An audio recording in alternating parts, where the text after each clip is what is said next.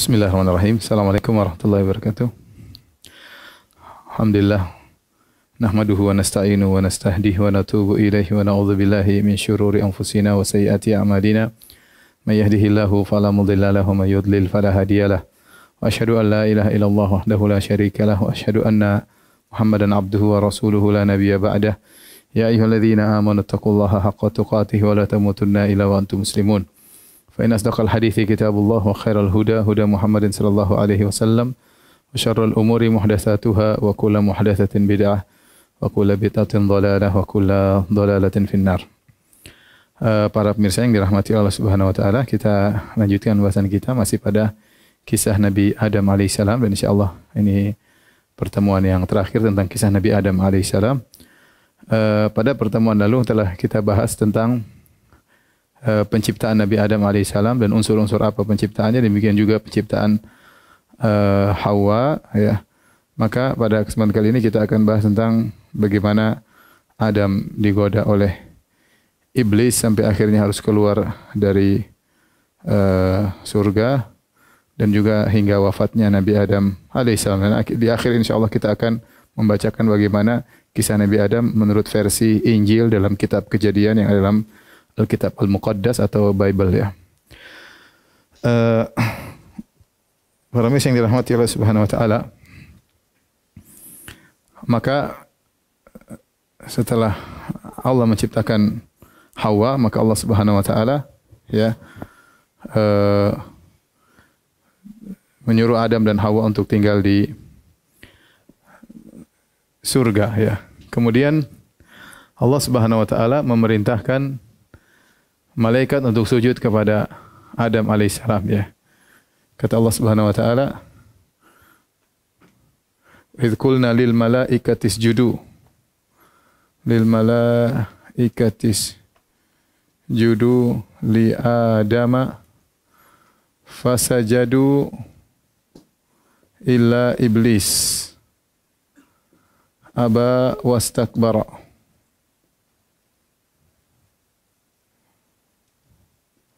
wa kana minal kafirin." Wa kana minal kafirin.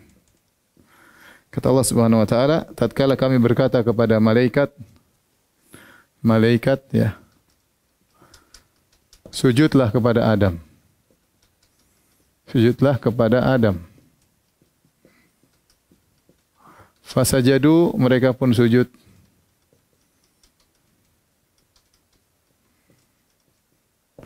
Kecuali iblis.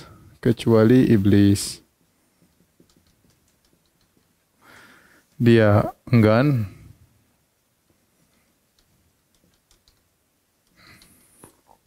sombong, ya, dan termasuk yang kafir, termasuk golongan kafir.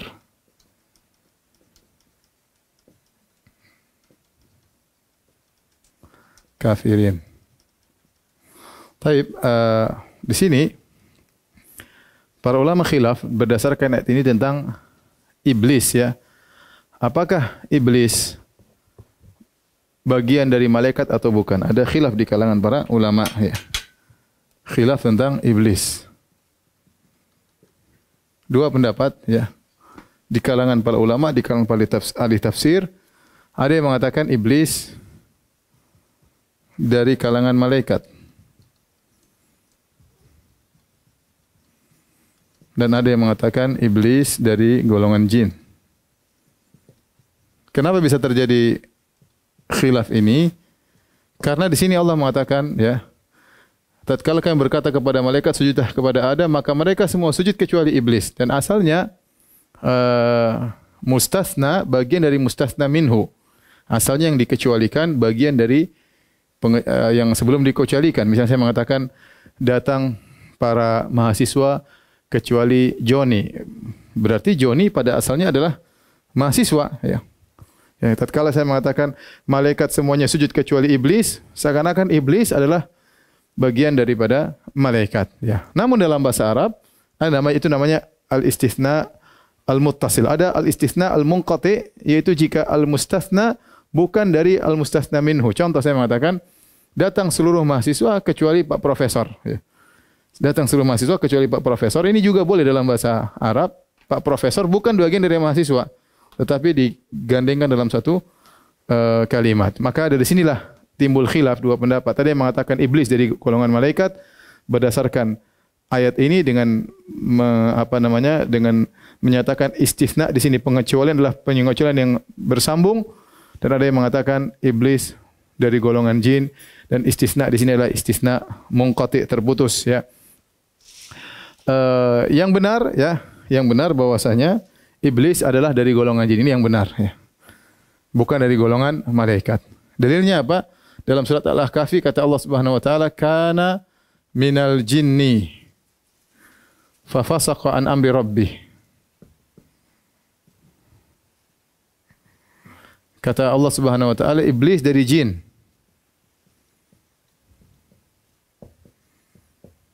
Dari jin. Jadi iblis bukan dari golongan malaikat ya. Kemudian di antara sifat malaikat ya. Di antara sifat malaikat yaitu selalu nurut.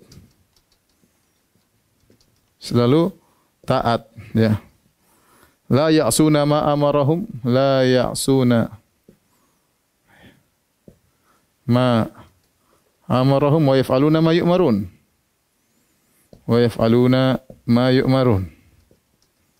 Ya, artinya malaikat tidak pernah membangkang terhadap Allah, apa yang Allah perintahkan kepada mereka, dan mereka selalu mengerjakan apa yang mereka diperintahkan. Dan itu bukan sifat jin. Jadi di antara sifat malaikat yaitu selalu taat. Kalau jin, kalau iblis dari golongan malaikat tentu dia harusnya taat. Baik, timbul pertanyaan, kenapa iblis disebutkan dalam rangkaian malaikat ini ya? Kenapa tidak dikatakan tatkala kami berkata kepada malaikat dan iblis, sujudlah. Tapi Allah seakan-akan menghilangkan penyebutan iblis di sini. Tatkala kami berkata kepada malaikat sujudlah, maka sujudlah malaikat kecuali iblis. Kata para ulama, iblis ini ya seakan-akan dalam golongan malaikat. Jadi disebutkannya iblis dalam golongan malaikat, hikmahnya apa? Hikmah iblis disebutkan dalam golongan malaikat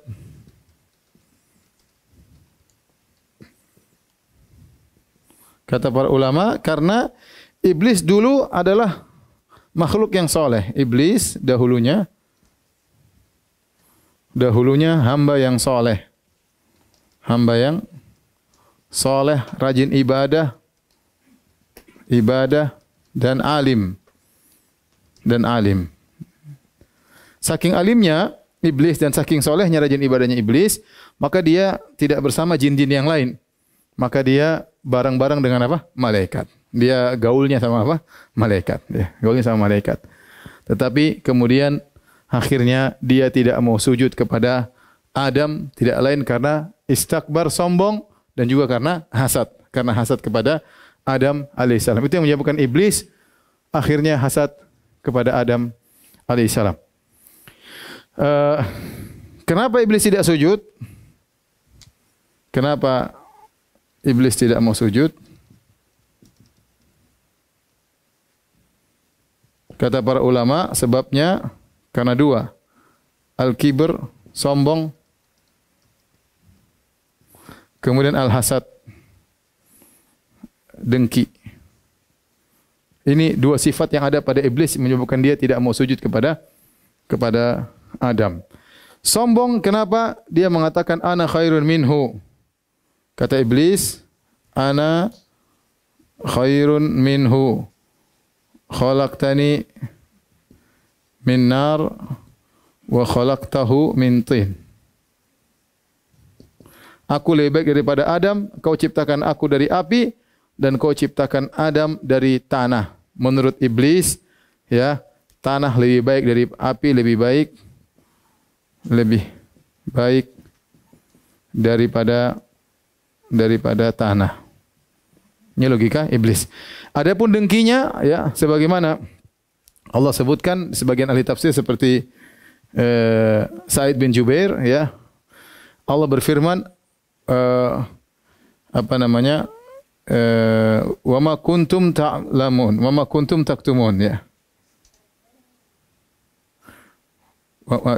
A'lamu ma tubuduna wa ma kuntum taktumun, wa ma kuntum taktumun.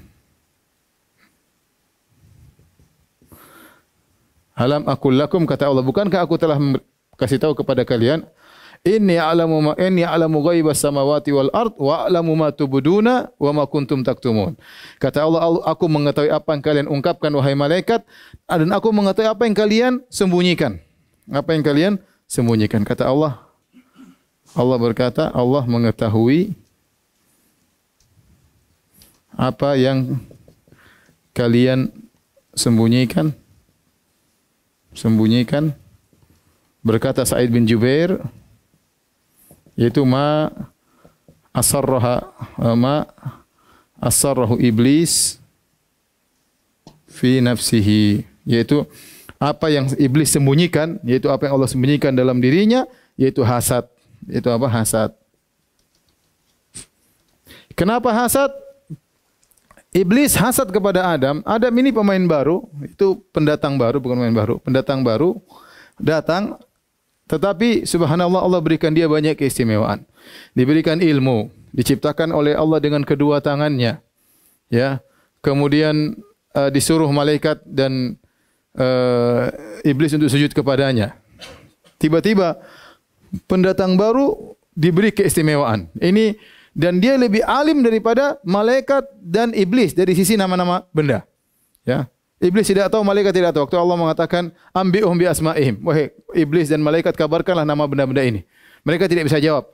Berarti Adam unggul daripada malaikat dan iblis dari sisi nama-nama benda-benda, maka pendatang baru ini dihasatin oleh iblis. Dan ini penyakit berbahaya kepada para pemirsa, ikhwan dan akhwat yang dirahmati Allah Subhanahu wa taala.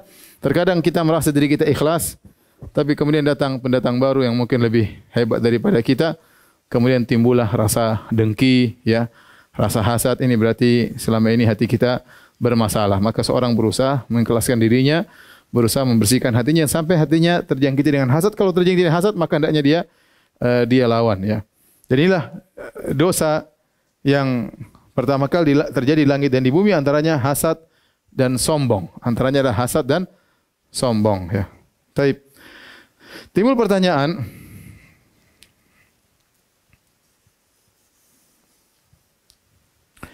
di sini Allah Subhanahu wa taala berfirman, ya, usjudu li Adam, sujudlah kepada Adam. Kata Allah Subhanahu wa taala, usjudu li Adam, sujudlah kepada Adam. Apa maksud sujud di sini? Apa makna sujud di sini?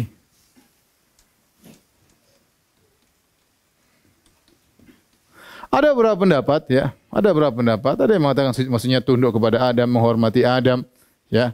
Namun yang benar, sujud tersebut sujud beneran, ya. Sebagaimana yang kita pahami, sujud ya sujud. Sujud adalah sujud, tetapi sujud ada dua, ya. Sujud ada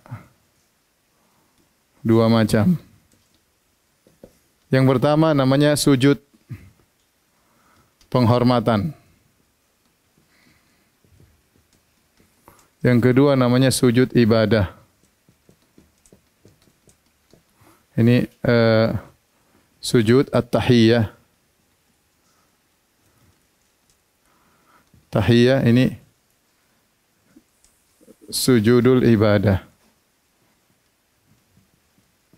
Para ulama sepakat yang dimaksud sujud di sini bukan sujud ibadah, ya. Ini yang sepakat, ulama sepakat, sujud yang dimaksud bukanlah sujud ibadah.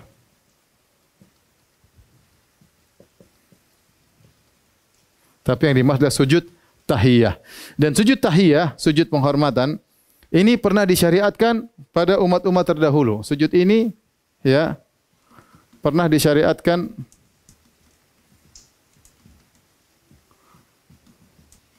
pada umat-umat terdahulu. Tapi kemudian dimansuhkan. Ya, oleh karenanya Allah mengkisahkan tentang kisah Nabi Yusuf alaihissalam dalam Al-Quran. Waktu dia bermimpi dia mengatakan kepada ayahnya, ini ra'aitu ahada asyara kaukaba wasyamsa wal qamara ra'aituhum li sajidin. Aku melihat 11 bintang, matahari dan bulan sujud kepadaku. Ini Nabi Yusuf bermimpi. Di awal surat Yusuf. Di akhir surat Yusuf kata Allah Subhanahu wa taala, rafa'a abawahi 'alal arsy wa kharru lahu sujada. Wa qala ya abati hadza ta'wili ru'yaya min qabl qad ja'alaha rabbi haqqan. Terakhir di akhir surat Yusuf, maka datanglah saudara-saudara Yusuf, bapak ibunya kemudian sujud kepada Nabi Yusuf. Sujud kepada Nabi Yusuf. Kemudian Yusuf berkata kepada ayahnya, ya ayahku, inilah takwil mimpiku yang dahulu aku pernah bermimpi. Allah sudah menjadikannya kenyataan. Kata Allah Subhanahu wa taala, wa kharru lahu sujada. Wa kharru lahu sujada. Yaitu ayah, ibu, dan saudara-saudara Yusuf sujud kepada Yusuf. Nah, sujud ini namanya sujud penghormatan. Sujud penghormatan. Bukan sujud beribadah. Nah, kalau kita penghormatan sekarang cuma Assalamualaikum warahmatullahi wabarakatuh. Dahulu sampai sujud, dan ini dibolehkan pada syariat terdahulu. Oleh karenanya di zaman Nabi SAW masih tersisa syariat ini dilakukan oleh orang-orang Nasrani. Ketika Mu'adz bin Jabal radhiyallahu anhu baru pulang dari negeri Syam, Mu'adz kemudian menyampaikan kepada Nabi, ya Rasulullah, aku melihat orang-orang sujud kepada uskup-uskup mereka, kepada pendeta-pendeta mereka. Dan engkau ahaqqu bitta'zim, engkau lebih utama untuk aku sujudi. Boleh aku sujud kepada engkau, hai Rasulullah, sebagai bentuk penghormatan? Bukan ibadah.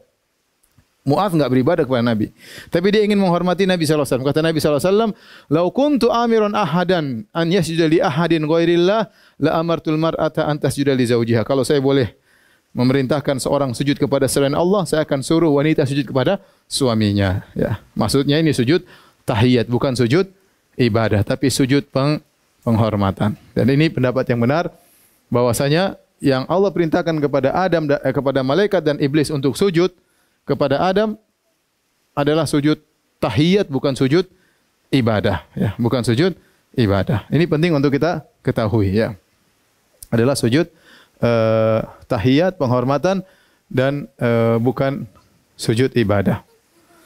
Taib. Pembahasan berikutnya, ya. Kenapa setan tidak mau sujud?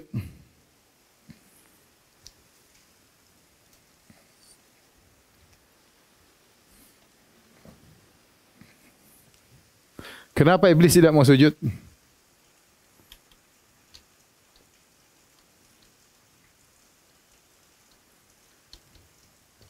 Ya. Jawabannya jelas, ya. Akidah Ahlus Sunnah. Kenapa? Karena sombong dan apa? Sombong dan hasad. Tapi orang-orang sufi ekstrim, ya, apa kata mereka? Kenapa iblis tidak mau sujud? Karena iblis bertauhid, katanya. Bertauhid, tidak mau sujud kepada selain Allah.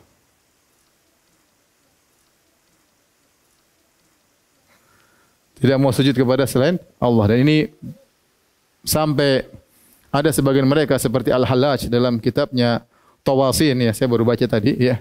Dia mengatakan fasahibi wa ustadzi iblis. Katanya kawanku dan guruku adalah siapa? Iblis. Kenapa? Dia bilang karena iblis adalah ahli tauhid. Kata dia, la ahad min ahli sama muwahhidun mislu iblis. Kata dia tidak ada seorang pun dari penghuni langit yang bertauhid seperti apa? Iblis. Jadi iblis yang paling apa? Bertauhid. Sampai dia katakan, iblis berkata, saya rela dibakar dengan apinya Allah selama-lamanya, yang penting saya bertauhid. Saya tidak mau sujud kepada Adam. Seakan-akan kalau sujud kepada Adam adalah musyrik, ya. Dan ini perkataan Al-Hallaj, ya. Kemudian juga Abdul Karim Al-Jili juga mengungkapkan seperti itu. Kemudian juga Al-Ghazali dalam Ihya Ulumuddin juga mengisyaratkan, dia mengatakan Allah wa ab'ada iblis min ghairi jarimatin salifah. Kata Al-Ghazali, Allah menjauhkan iblis dari rahmatnya tanpa ada dosa sebelumnya. Dan ini perkataan ya salah ya.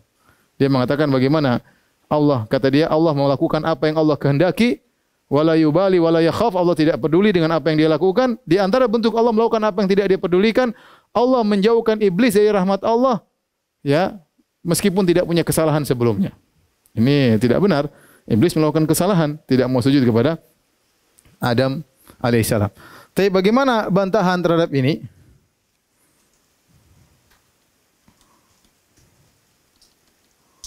Bantahannya, pertama, ya, kalau iblis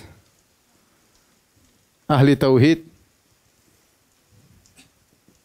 berarti malaikat musyrik dong.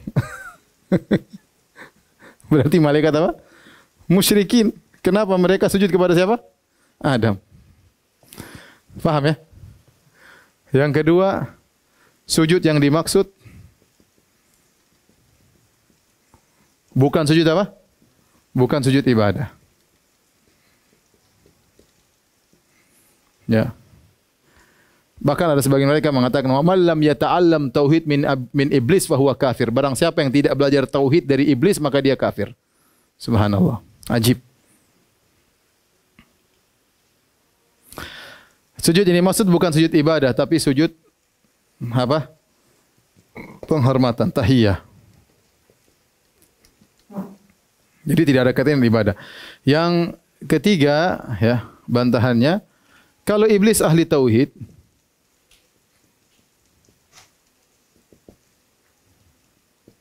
harusnya dia tunduk kepada perintah Allah. Harusnya demikian, bukan malah membangkang. Ya. Kemudian 4, kalau iblis tidak mau sujud karena takut syirik, dia akan berkata, aku tidak mau sujud kepada Adam ya Allah karena aku tidak mau syirik. Tetapi ternyata iblis menjelaskan sebab tidak mau sujudnya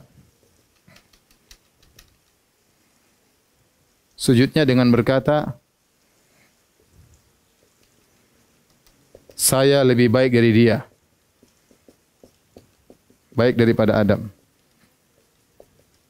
Engkau ciptakan dengan api dan engkau ciptakan Adam dengan apa? Tanah. Kemudian yang kelima, Allah jelaskan sebabnya. Allah jelaskan sebab iblis membangkang. Kata Allah Subhanahu wa taala, aba wastakbara. Itu sombong, kata Allah. Gimana ahli tauhid apa? Sombong. Oleh karenanya pemikiran begini ternyata masih ada sampai sekarang, ya, kita dapat di sebagian YouTube dalam pernyataan mereka bahwasanya iblis ahli tauhid. Taib, kalau sudah tolong dihapus.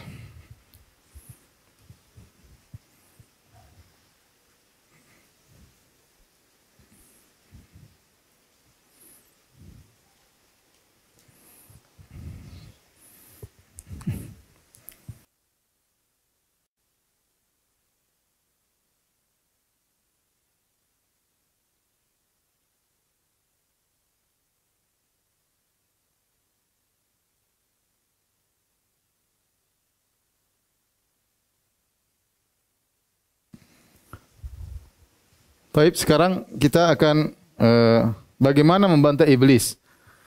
Membantah pendalilan iblis.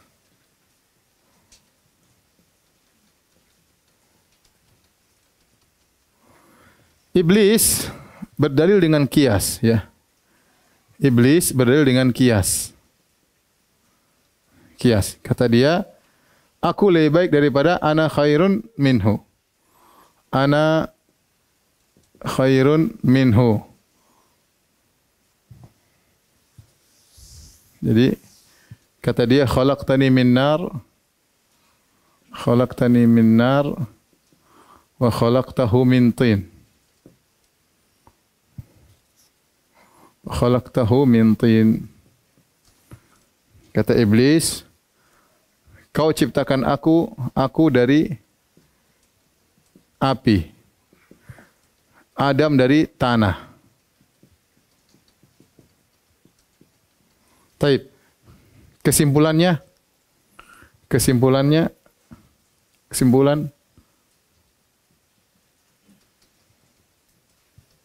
ana khairun minhu. Kata iblis, ana khairun minhu. Ana khairun minhu.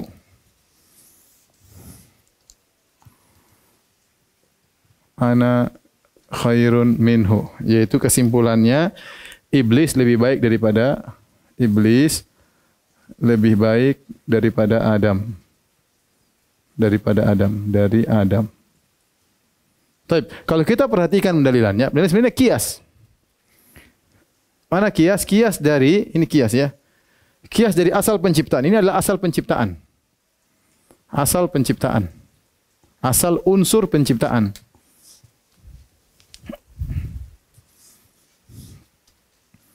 Unsur asal penciptaan. Menurut iblis, api lebih baik daripada apa? Tanah. Ya. Maka dengan ini dikiaskan kepada fara. Ini asal, faranya, cabangnya, bahwasanya iblis lebih baik daripada Adam. Ini mengkiaskan asal untuk cabang. Bagaimana kita bantahnya? Bantahan, ya. Sisi pertama, ya. Yang pertama, siapa bilang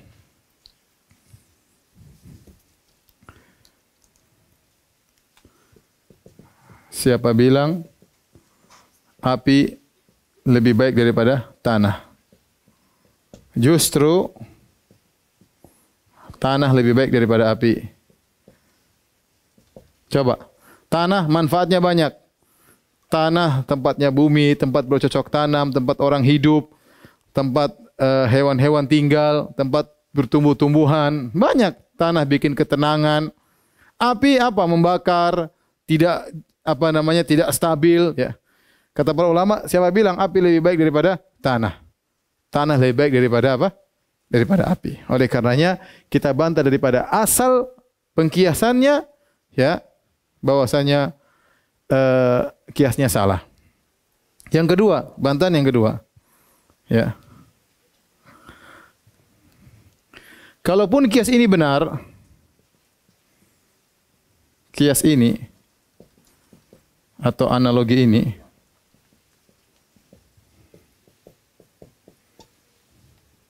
maka kias kalah dengan nas. Nas. Dalil yang tegas. Dalam hal ini perintah Allah untuk sujud.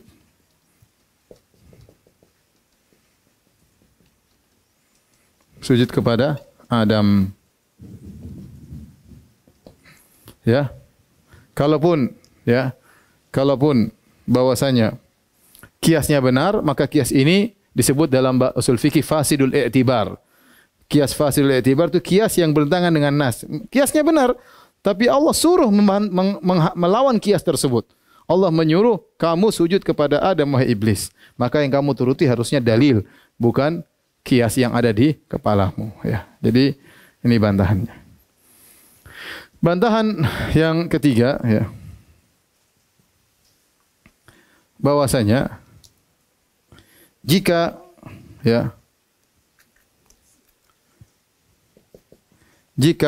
asal lebih baik, belum tentu cabang lebih baik pula. Apalagi yang Allah nilai bukan asalnya, bukan pokoknya, tapi cabangnya. Taib. Misalnya saya kasih gambaran, ada A dan B. Mereka, si A mengatakan saya lebih baik daripada kamu. Kenapa kau lebih baik? Karena bapakku ustadz. B, bapakmu dulu bukan ustadz. Karena bapakku ustadz, bapakmu bukan ustadz, berarti saya lebih baik daripada kamu. Kita bilang tidak harus. Taib, bapakmu lebih baik daripada bapaknya, tapi kamu belum tentu lebih baik daripada dia. Faham? Taruhlah benar bahwasanya api lebih baik daripada apa? Tanah. Tapi yang Allah nilai bukan asalnya, yang Allah sedang jadikan perbandingan antara iblisnya dan Adamnya.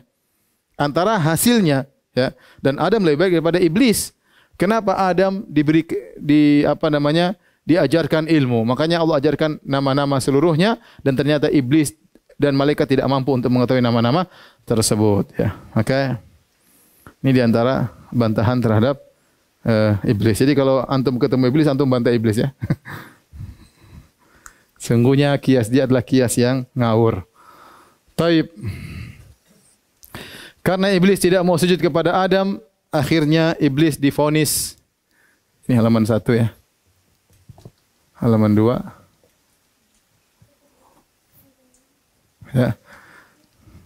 Akhirnya iblis divonis masuk neraka.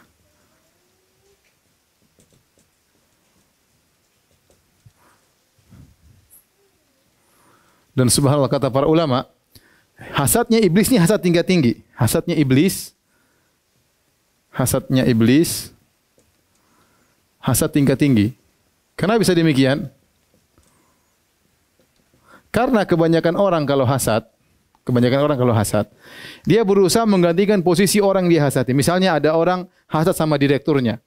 Maka dia berharap direktur tersebut dilengserkan atau dipecat, kemudian dia yang menggantikannya. Kebanyakan orang hasad seperti itu. Ada orang hasad sama temannya istrinya cantik. Dia pingin temannya tersebut mati biar dia ganti temannya untuk menikahi wanita tersebut. Hasad. Itu hasad kebanyakan orang seperti itu. Ada satu orang kaya, dia pingin dia yang kaya menggantikan posisi orang tersebut. Ini hasad kebanyakan orang seperti itu. Tapi hasadnya iblis tidak. Hasadnya iblis, dia bukan ingin menggantikan posisi Adam di surga. Tapi dia ingin Adam sama-sama masuk neraka dengan dia. Ya. Dia tidak mengatakan saya yang dihormati, saya yang disujudi, enggak.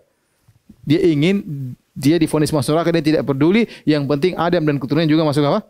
Masuk neraka. Ini hasad yang paling jelek. Dan ada sebenarnya orang seperti itu. Dia miskin, dia ingin orang kaya itu miskin seperti dia. Bukan dia yang ingin kaya seperti orang kaya tersebut. Tapi dia ingin orang miskin tersebut, orang kaya tersebut miskin seperti dia. Ini hasad yang paling buruk. Tingkatan tertinggi adalah hasadnya iblis. Taib. Akhirnya, ya, iblis minta ditangguhkan umurnya, kematiannya, agar menggoda Adam. Untuk menggoda Adam, Allah Subhanahu wa taala berfirman, ya. Iblis berkata, Rabbi fa'anzirni ila yaumi yub'atsun. Ya Rabbku, tangguhkanlah kematianku sampai hari kiamat. Kata Allah, qala fa innaka minal munzarin. Sungguhnya kau termasuk ditangguhkan. Perhatikan sini. Iblis ditangguhkan kematiannya sampai hari kiamat untuk apa? Untuk menggoda Adam. Jadi iblis menggoda Adam diizinkan oleh Allah Subhanahu wa taala. Namanya idzin kauni.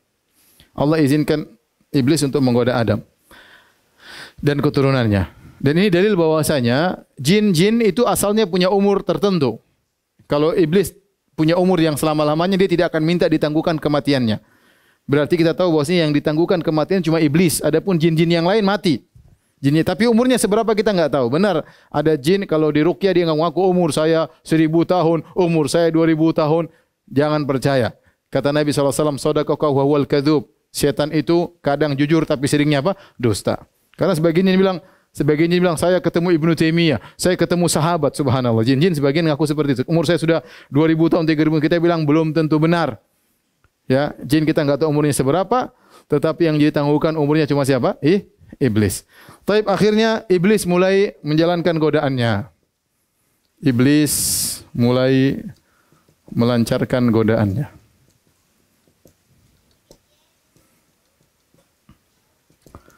Perhatikan, Allah Subhanahu wa taala sudah memperingatkan Adam. Allah memperingatkan Adam, hati-hati dengan iblis. Allah peringatkan Adam. Dalam beberapa ayat Allah sebutkan, di antaranya kata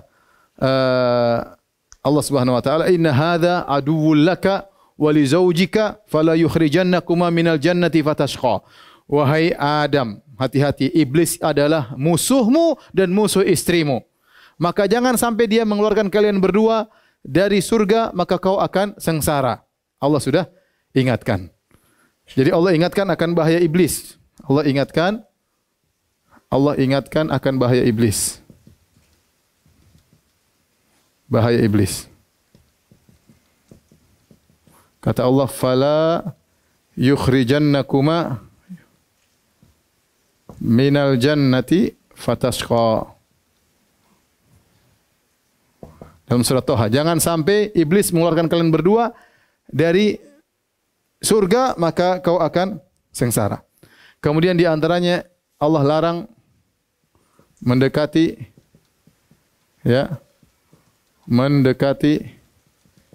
pohon, ya.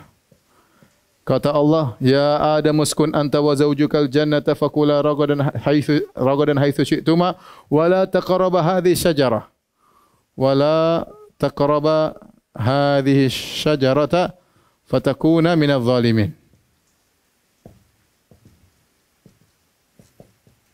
Kata Allah, janganlah kalian berdua mendekati pohon ini, maka kalian berdua akan termasuk orang-orang yang zalim. Allah jelas, jangan dekat-dekat, kata Allah, jangan dekat-dekat. Jangan dekat-dekat. Allah tidak mengatakan jangan makan. Bahkan Allah mengatakan jangan dekat-dekat saja enggak boleh. Kali ini berbahaya. Kalau kalian dekat-dekat, kalian bisa makan. Kalau kalian bisa makan, maka kalian akan termasuk orang-orang yang zalim. Taib. Allah jelaskan tentang Allah jelaskan tentang indahnya surga. Allah jelaskan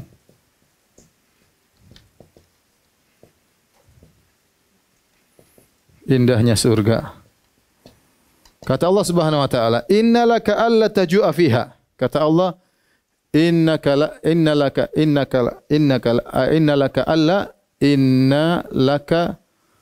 alla tajua fiha wa la ta'ra wa annaka la tazma'u fiha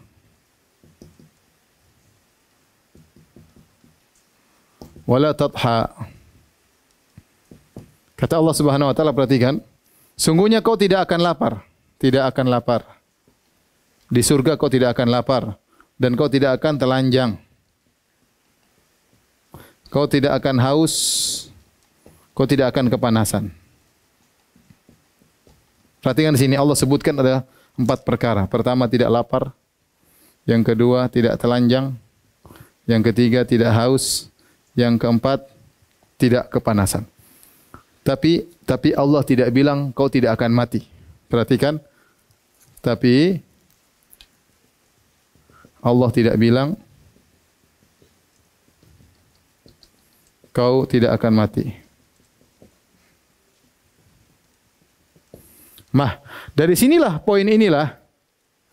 Dari poin inilah iblis menggoda Adam, kau tidak akan mati. Allah tidak mengatakan kau tidak akan mati. Maka cara iblis menggoda Adam. Kita masuk pada pembahasan berikutnya, ya. Cara iblis menggoda Adam.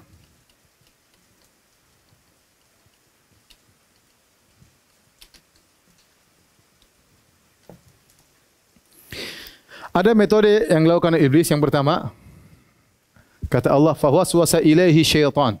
Ya. Pertama, kata Allah, "Fawaswasa ilaihi syaitan." Yang artinya iblis mewaswas Adam. Baik. Perhatikan sini. Iblis menggoda Adam. Bagaimana cara iblis menggoda Adam? Caranya tidak dijelaskan oleh Allah Subhanahu wa taala.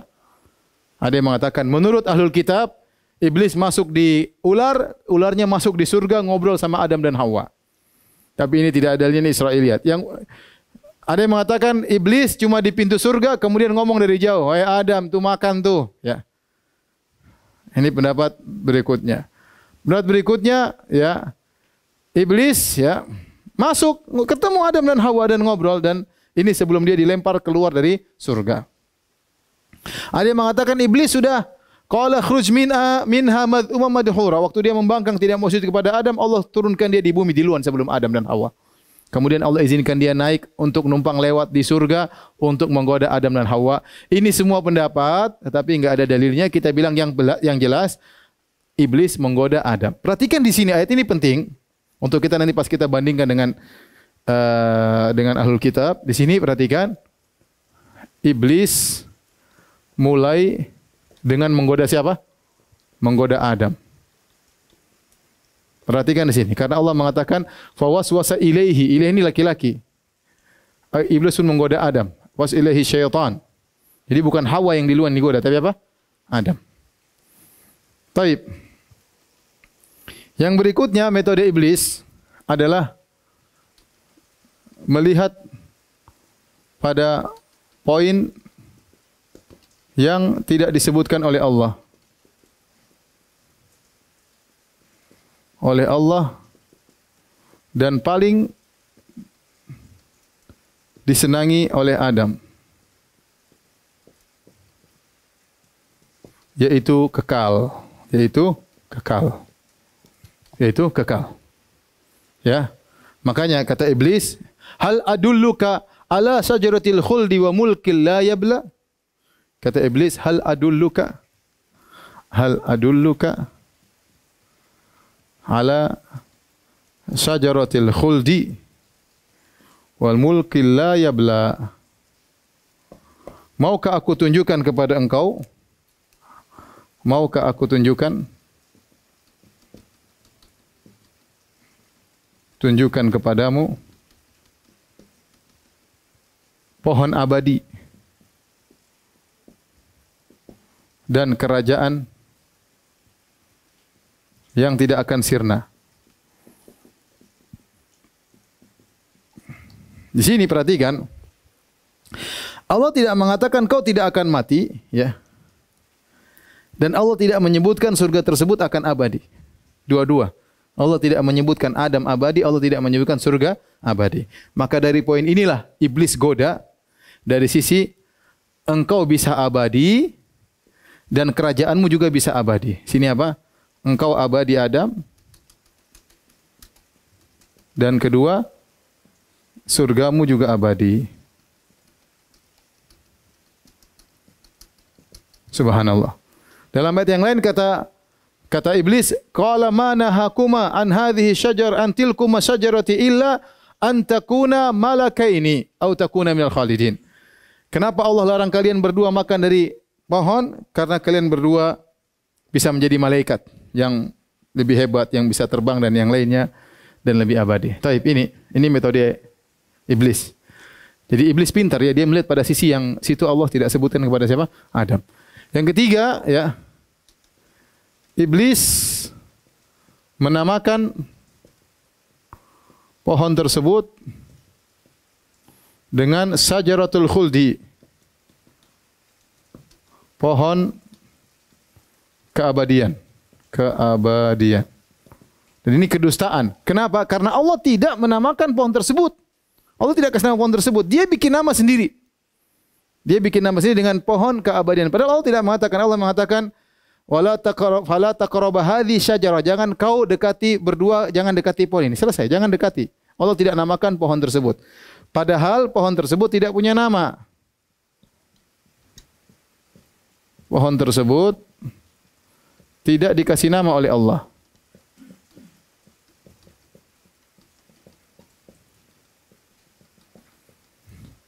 Jadi iblis dusta. Kemudian yang berikutnya, iblis bersumpah. Kata Allah, wa qasamahuma.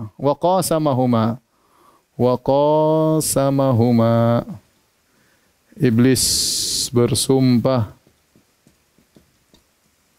kepada Adam dan Hawa. Kemudian di antaranya iblis mengesankan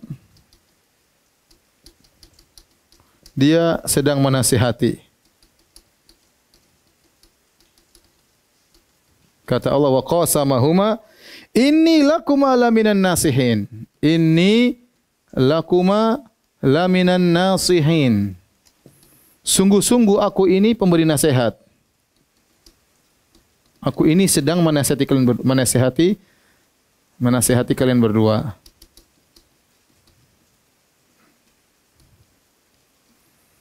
Ini ada berapa metode? Lihat. 1, 2, 3, 4, 5. Ya, Adam digoda dengan cara begini, akhirnya Adam dan Hawa terpedaya. Adam dan Hawa terpedaya. Kenapa Adam akhirnya tergoda? Kata para ulama di antaranya Ibnu Qayyim rahimahullah, Adam husnudzon kepada iblis. Taib, timbul pertanyaan, kenapa Adam tergoda?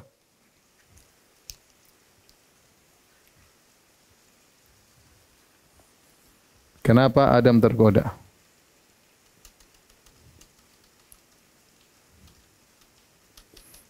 Ada sebab, banyak sebab. Pertama, ya Adam belum berpengalaman digoda.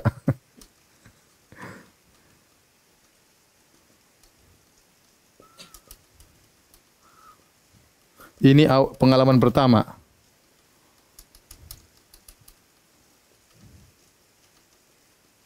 Yang kedua, yang goda langsung gembongnya.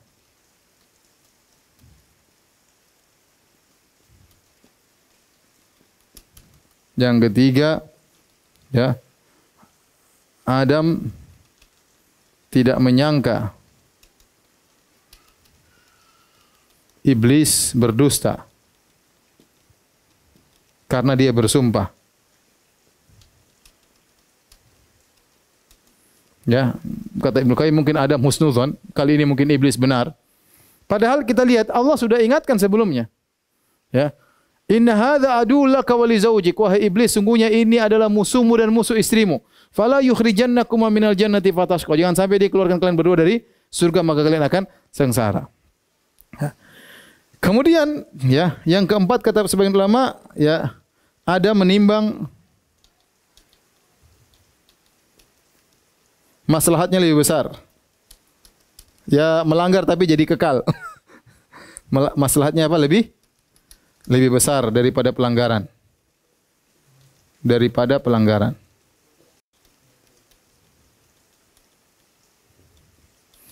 Yang kelima, kata para ulama, karena al-hirs, sifat Adam, al-hirs yaitu semangat keduniaan, ya. Yaitu dia beliau alaihi salatu wasallam ingin kekal dan ingin abadi, ingin memiliki kerajaan yang tidak pernah berubah, maka akhirnya inilah yang menjadikan Adam terjatuh dalam kesalahan ini. Oleh karenanya kata Ibnu Qayyim rahimahullahu taala, Ibnu Qayyim berkata,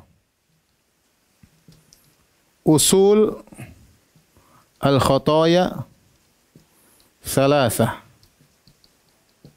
yaitu al-hasad, wal kibr, wal hirs. Kata Ibnu Qayyim rahimahullah, pokok daripada dosa-dosa, sumber daripada dosa-dosa itu ada 3. Ada hasad, ada kibr, ada hirs. Kibr dan hasad milik iblis, al-hirs milik Adam alaihissalam. Ya, jadi sampai Ibnu Qayyim mengatakan barang siapa yang bisa menyelamatkan dirinya daripada 3 ini, daripada hasad, kibr dan hirs, maka dia akan selamat dari banyak kemaksiatan. Kenapa? Al-hasad, al-kibr mengantarkan kepada kekufuran. Al-hirs mengatakan pada maksiat. Al-hasad mengatakan kepada kezaliman. Maka 3 perkara ini kalau orang bisa bersihkan dirinya daripada 3 ini, jangan sombong, jangan hasad, jangan terlalu semangat ngoyo cari dunia, ya, maka dia akan selamat dari banyak dosa, karena inilah 3 asal daripada dosa-dosa.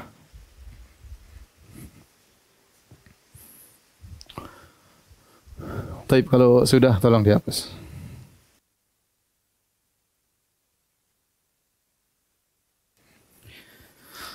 Tapi para pemirsa yang dirahmati Allah Subhanahu wa taala, ya.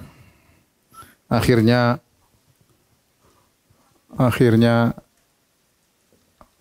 Adam dan Hawa makan.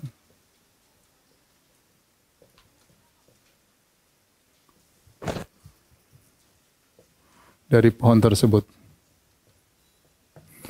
Kata Allah Subhanahu wa taala, fa'akala minha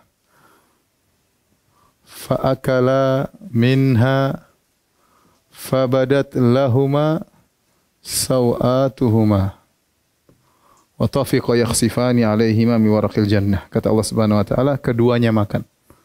Keduanya ini siapa? Adam dan Hawa. Makan. Fabadat lahuma sawatuhum, maka nampaklah aurat mereka berdua. Ada yang mengatakan sebelum mereka makan, aurat mereka tertutup dengan cahaya dan yang lainnya tidak kelihatan. Begitu mereka makan, akhirnya cahaya tersebut hilang. Ya. Fatafiqa yakhsifani 'alaihima min waraqil jannah. Maka mulai mereka mengambil daun-daun di surga untuk menutupi kemaluan mereka berdua. Ya. Oleh karenanya, kata para ulama, ya, di antara tujuan iblis ini faedahnya apa? Faedah, ya. Di antara tujuan iblis adalah membuka aurat.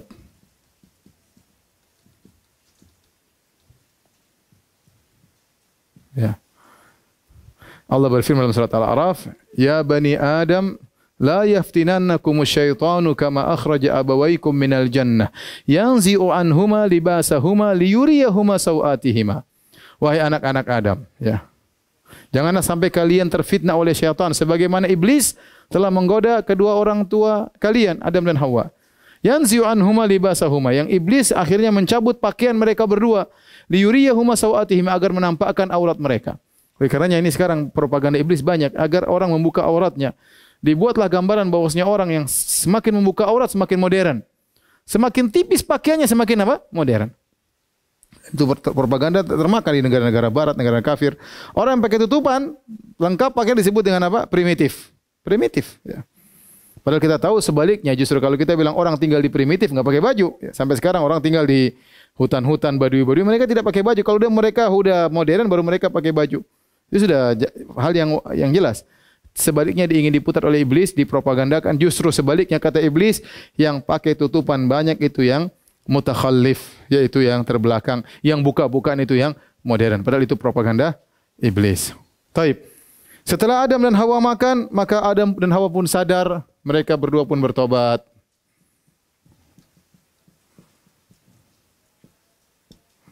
Kata Allah Subhanahu wa taala, wa asa Adamu rabbahu faghawa. Wa asa Adamu rabbahu faghawa. Adam bermaksiat kepada Rabb-nya.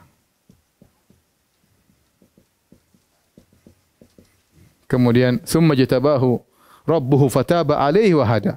Kata Allah, fataba alaihi wa hada. Allah terima taubatnya.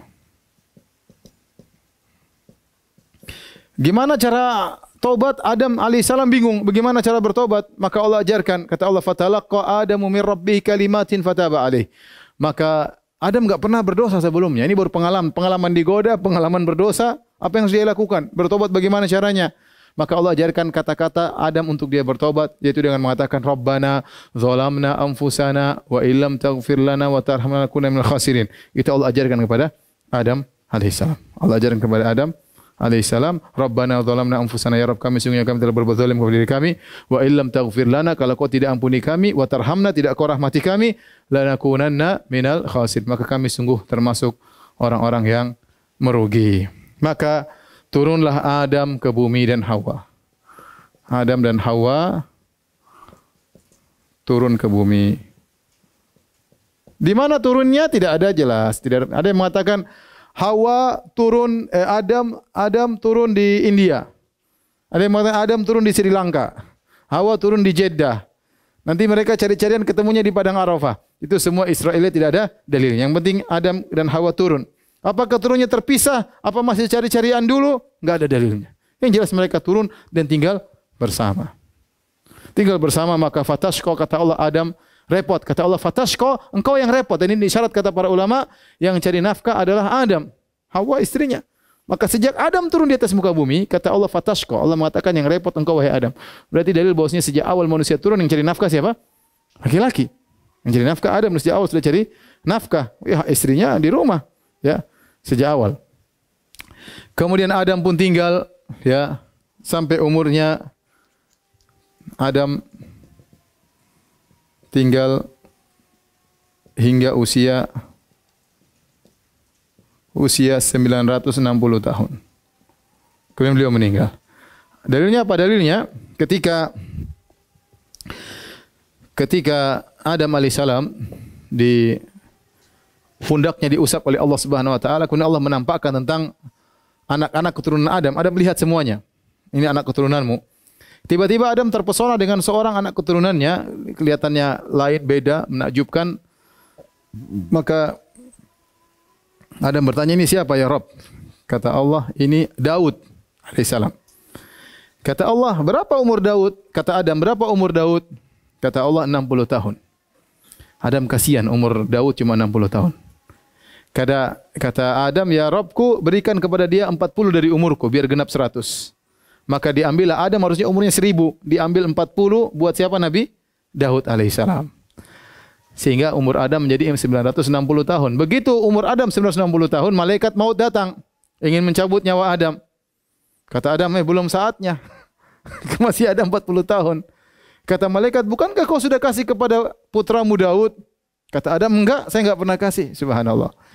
Kata Nabi SAW, wajahada Adam, wajahadat zurriyatuhu. Adam mengingkari, anak-anak keturunannya pun mengingkari. Wa nasiya Adam lupa, wa nasiyat dzurriyyatuhu, anak keturunan juga apa? Lupa. Ya. Dan itulah. Jadi Adam lupa, lama 960 tahun kemudian lupa, wajar ya.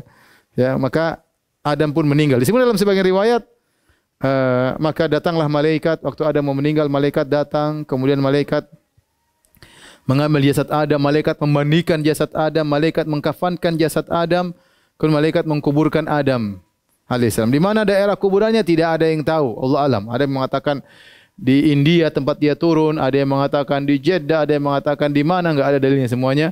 Yang jelas Adam dikubur oleh malaikat, ya, dan diikuti oleh anak keturunan Adam alaihissalam. Itulah ya kira-kira ya kisah Adam menurut versi Islam.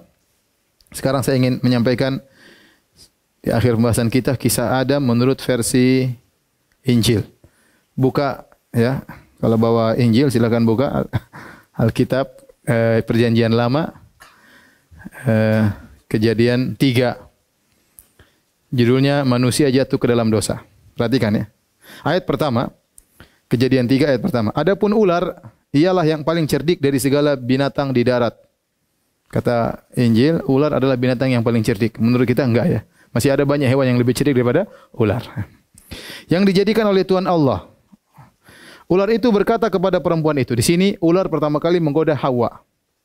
Jadi ular pertama kali menggoda apa? Hawa. Dalam Al-Quran tidak.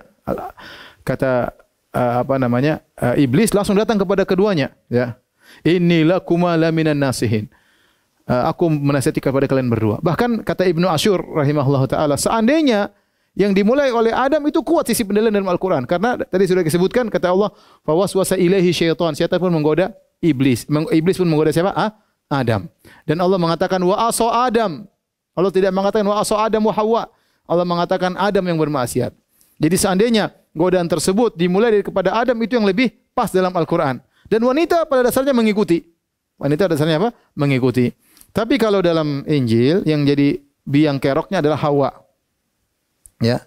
Ular itu berkata kepada perempuan, tentunya Allah berfirman, semua pohon dalam taman ini jangan kamu makan buahnya. Ya. Islam tidak mengatakan melemparkan kesalahan kepada Hawa. Tidak. Tapi Adam yang salah, dua-duanya salah. Paling tidak dua-duanya salah. Ya. Ya. Makanya dalam Al-Quran Allah mengatakan, fa'akala minha. Keduanya, kata Allah, pakai kata ganti dua orang. Keduanya makan dari pohon tersebut. Tidak mengatakan Hawa makan dulu, baru Adam makan dulu. Perhatikan sini. Iblis melalui ular menggoda Hawa. Tentulah Allah berfirman, semua pohon dalam taman ini jangan kamu makan buahnya, bukan? Iblis tanya, wahai Hawa, Ya. Apakah Allah mengatakan semua pohon dalam surga ini enggak boleh dimakan? Begitu kan? Kata Hawa, buah pohon-pohon dalam taman ini boleh kami makan, tetapi tentang buah pohon yang ada di tengah-tengah taman, Allah berfirman, jangan kamu makan atau raba buah itu, nanti kamu mati. Perhatikan kata Hawa. Kata Allah, Tuhan bilang semuanya boleh dimakan kecuali pohon yang di tengah. Kata Tuhan, kalau kita makan kita bakalan mati. Coba bayangkan. Dalam Injil, jadi Allah ini bohong ceritanya. Kata Allah, jangan kau makan, kalau kau makan kau bakalan apa? Mati. Ternyata kan nanti mereka makan, mati atau tidak? Tidak mati. Mereka makan, Adam dan Hawa makan dan mereka tidak mati. Berarti Allah bohongin mereka. Saya ulangi, jadi Allah untuk nakut-nakuti menurut Injil supaya Adam dan Hawa tidak makan, kata Allah jangan kau makan buah nanti kalian mati. Nah, ternyata waktu mereka makan mati atau tidak? Berarti Allah ngibulin kemarin menurut ini menurut mereka. Taib. Tetapi ular itu berkata kepada perempuan itu, sekali-sekali kamu tidak akan mati. Bayangkan. Ular mengatakan, itu Allah bohong, kamu tidak bakalan mati. Bayangkan, ini apa iblis goda seperti ini? Ini iblis bahlul. Kalau lihat, kalau cara dalam Al-Quran bagaimana cara iblis menggoda benar-benar canggih. Kalau ini kan seakan-akan itu Allah bohong, yang benar kamu tidak akan mati. Masa Adam percaya sama perkataan iblis kemudian mendustakan Allah? Jadi begitu bahlulnya iblis dan begitu bahlulnya Adam. Ya, kalau menurut versi mereka. Tapi Allah mengetahui bahwa pada waktu kamu makannya matamu akan terbuka dan kamu akan menjadi seperti Allah, tahu tentang yang baik dan jahat. Masya Allah. Jadi kalian ini tidak ngerti. Kalau kalian makan bukan kalian mati. Jadi Allah itu bohong. Kalau kalian makan buah ini maka kalian jadi pintar seperti Tuhan. Masya Allah. Ini cara goda yang bodoh seperti ini. Kalau kau makan jadi seperti Tuhan, gimana? Adam pasti nggak percaya kalau cara godanya seperti ini. Perempuan itu melihat bahwa pohon itu baik untuk dimakan dan sedap kelihatannya. Lagi pula pohon itu menarik hati karena memberi pengertian, memberi ilmu. Lalu ia mengambil dari buahnya dan dimakannya. Jadi yang makan pertama siapa? Hawa. Dan diberikannya kepada suaminya. Dia kasih kepada suaminya yang bersama-sama dengan dia. Suaminya mungkin enggak tahu, dikasih nih. Kasih buah Adam enggak ngerti. Dibohongin sama siapa? Hawa. Nih makan mas. Adam makan dan suaminya pun memakannya. Akhirnya Adam makan. Dibohongin oleh siapa? Hawa. Hawa tidak. Jadi kalau kita baca Injil, kesalahan semua pada Hawa. Maka terbukalah mata mereka berdua dan mereka tahu bahwa mereka telanjang. Mereka terbuka matanya dan mereka sadar mereka telanjang. Lalu mereka menyemat daun pohon ara dan membuat cawat. Akhirnya mereka tahu mereka bersalah. Ketika mereka mendengar langkah Tuhan Allah, jadi Tuhan masuk surga. Ada gerak langkahnya. Yang berjalan-jalan dalam taman itu pada waktu hari sejuk. Jadi Tuhan berjalan-jalan di taman tersebut waktu surga lagi sejuk. Jadi kadang-kadang surga panas, kadang-kadang surga dingin. Kalau dalam Islam sejuk terus ya. Tatkala itu taman hari pada waktu hari sejuk, bersembunyilah manusia dan istrinya itu terhadap Tuhan Allah di antara pepohonan dalam taman. Subhanallah, Adam dicari Tuhan, Adam sembunyi. Masya Allah. Kalau dalam Islam tidak, Adam makan langsung meminta tobat karena dia tahu. Berarti kalau Adam sengaja sembunyi, seakan-akan Allah bakalan tidak tahu. Ya berarti Adam tidak ngerti tentang Allah. Sembunyi, subhanallah. Jadi waktu dia tahu bersalah, dia sembunyi sama Hawa. Dan benar-benar Allah tidak tahu. Tetapi Tuhan Allah memanggil manusia dan berfirman kepadanya. Di manakah engkau? Subhanallah, benar-benar Allah tidak tahu. Allah cari, Adam, di mana kamu Adam? Kau tidak kelihatan di surga?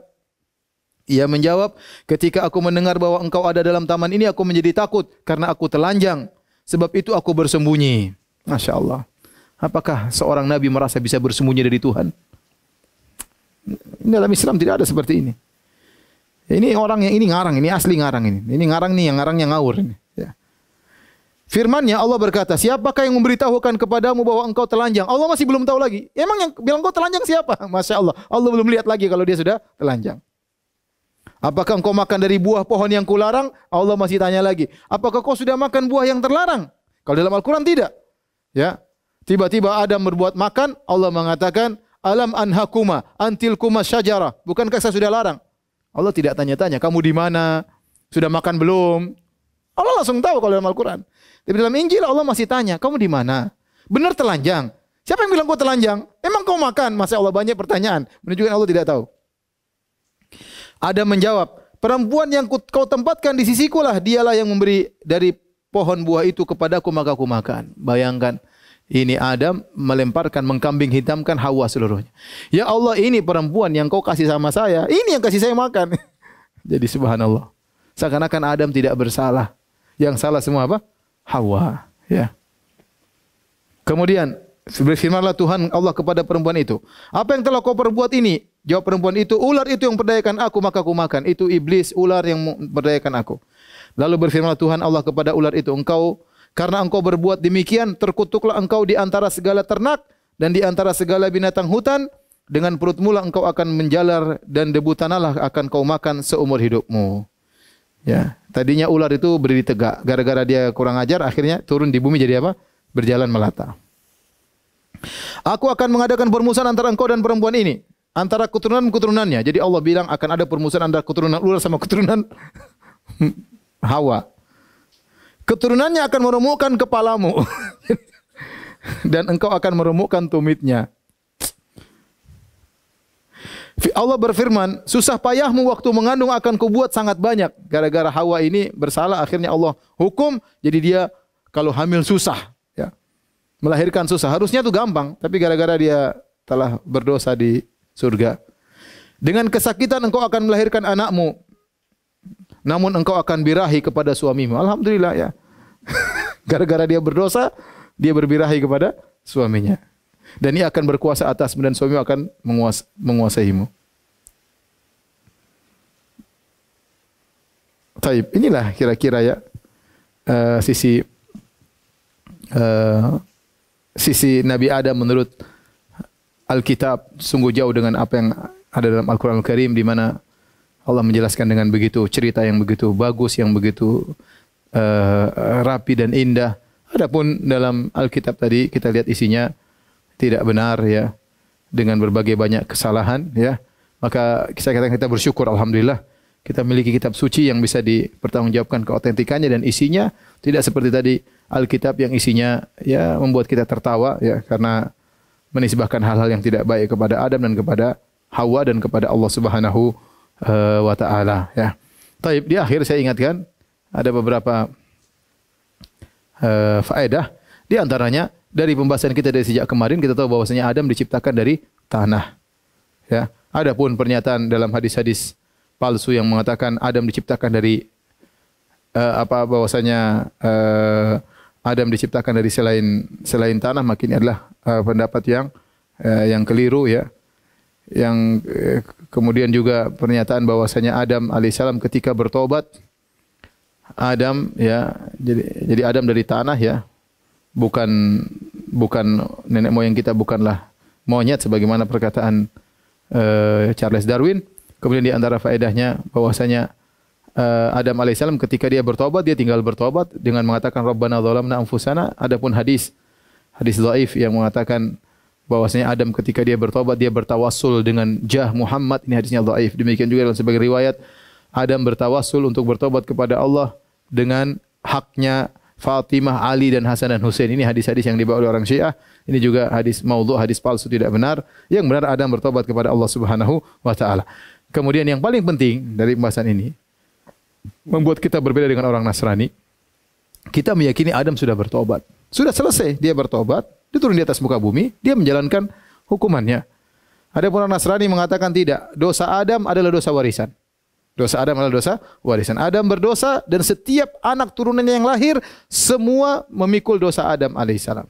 Semuanya. Dan dosa tersebut tidak bisa ditebus kecuali nanti Tuhan ngirim anaknya, Nabi Isa alaihissalam, untuk disalib untuk menebus dosanya Adam.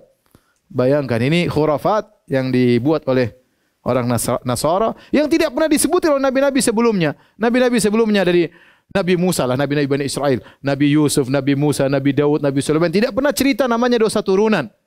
Kalau bersalah tinggal bertobat selesai. Kenapa tiba-tiba di zaman Nasrani mengatakan ada namanya dosa turunan yang dibawa oleh Adam?